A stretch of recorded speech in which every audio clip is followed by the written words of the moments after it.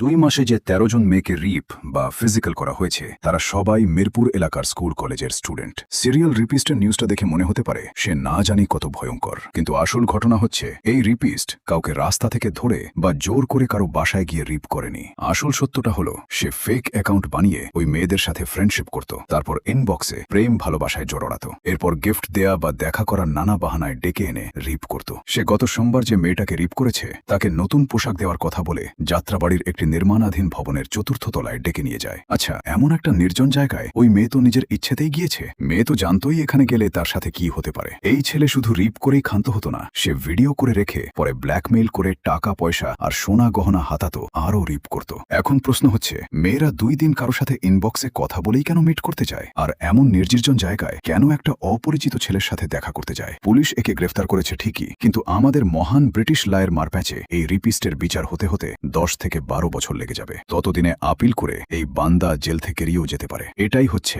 বর্তমান সময়ের তিক্ত সত্য।